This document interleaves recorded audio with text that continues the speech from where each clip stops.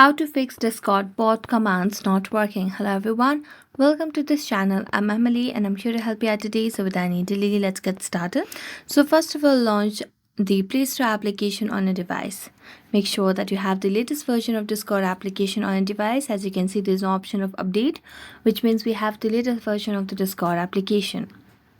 So we're going to go back and then make a long press on the Discord application over here that you can see on the home screen.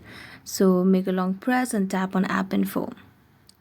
As you do that, you can see the option of clear data at the bottom right corner of the screen. So tap on clear data and you'll be able to clear and delete all data. Then go to the app permissions and make sure that you toggle on all the required options such as camera, contacts, files and media by going to each option and giving that access.